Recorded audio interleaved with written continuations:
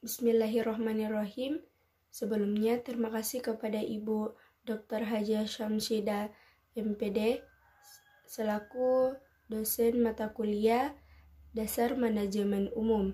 Baik, perkenalkan saya Putri Uli Atika Arfi dengan NIM 2102085020061, kelas PKK 04. Baik, saya akan memaparkan hasil observasi saya tentang rumah jahit Anidia.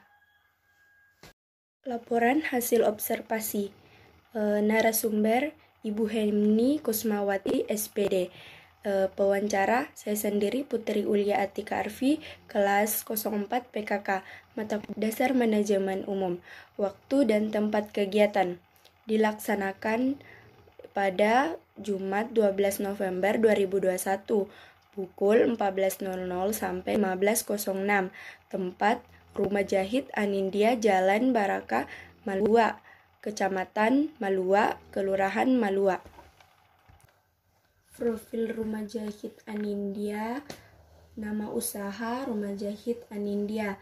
Pemilik dan penanggung jawab yaitu Heni Kusmawati. Riwayat pendidikan terakhir sarjana S1, bentuk usaha kelompok, skala usaha makro atau besar, berdiri sejak 2011 bulan Februari.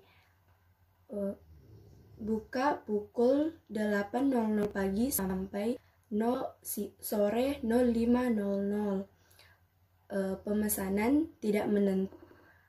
Jumlah karyawan 4 orang, alamat Desa Duku, Kecamatan Malua, Kelurahan Malua.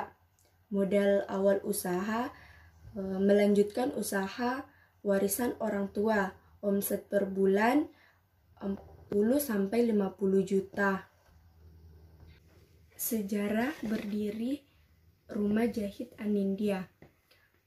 Pemilik Rumah Jahit Anindya telah menekuni usaha kecil-kecil jahitan mulai milik orang tua sejak masih duduk di bangku menengah sampai lulus SMA.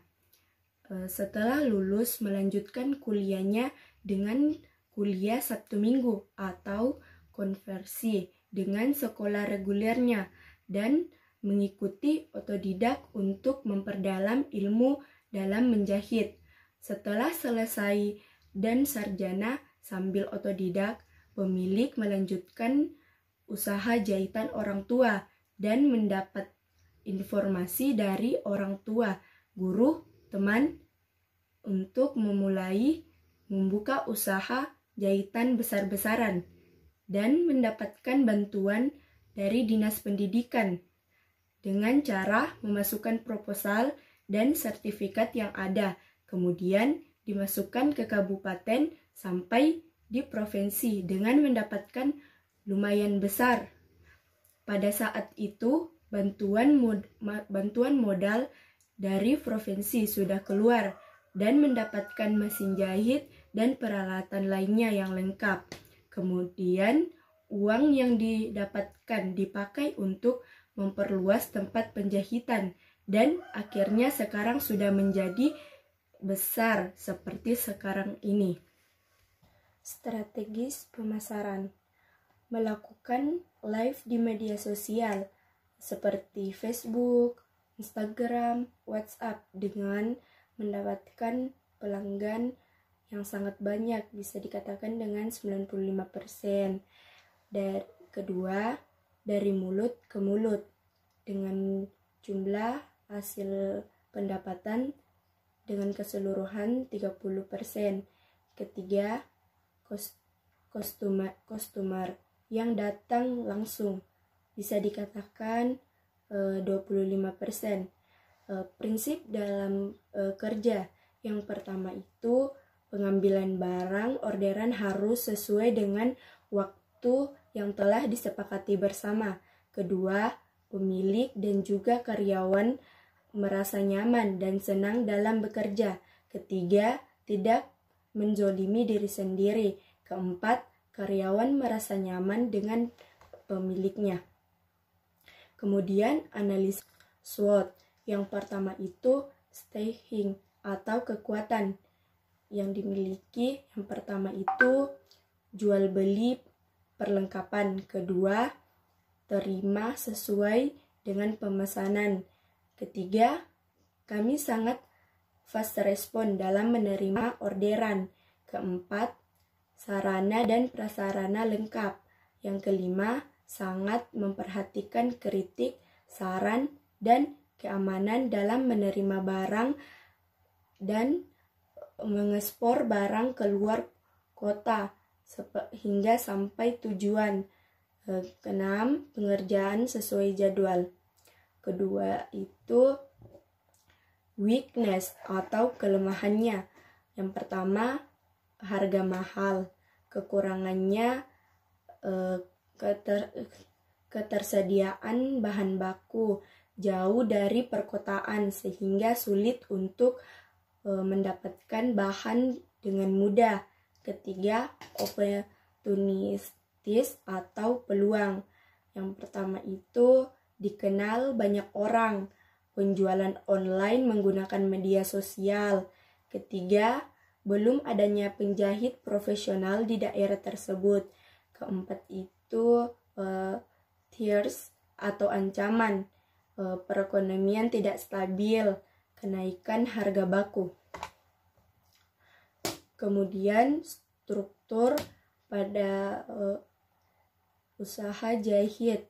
Yang pertama, pemilik, penyediaan bahan, kemudian pemasaran, pengukuran, pembuatan pola, pengguntingan bahan, kemudian proses penjahitan finishing.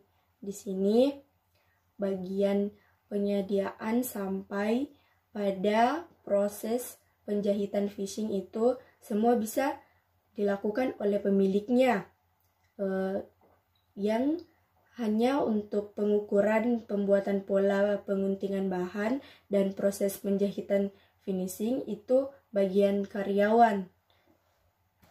Kemudian sistem pengajian. Yang pertama, sistem pengajian yang berdasarkan hasil. Yang pertama itu karyawan dibayar berdasarkan kuantitas hasil pekerjaan yang ditetapkan berdasarkan suatu hitung, bisa lebih jika mempunyai banyak orderan. Jumlah upah yang diterima berbeda-beda tergantung pada produktivitas masing-masing. Prinsip yang diselesaikan semakin besar upah yang akan didapatkan. Kemudian ini hasil dokumentasinya. Ada pada jahitannya yang sudah lengkap, ada pada kain-kain yang digunakan, dan baju-baju yang sudah dijahit oleh pemilik dan karyawannya. Kesimpulan yang dapat saya ambil dari hasil observasi rumah jahit Anindya adalah dengan usaha kecil-kecil akan bisa menjadi usaha yang sukses dengan dukungan di sekeliling kita seperti orang tua, teman, keluarga, dan hobi yang dimiliki serta kerja keras dalam suatu usaha. Setiap usaha memiliki potensi untuk berkembang dengan cara mendapatkan ilmu dari luar dan mendapatkan bantuan dalam setiap proses. Namun adanya berbagai macam kendala seperti bagian SWOT. Di situ kita dapat mengetahui tentang manajemen kepemimpinan dalam mengelola usaha. Sekian dan terima kasih. Wassalamualaikum warahmatullahi wabarakatuh. Kurang lebihnya mohon dimaafkan.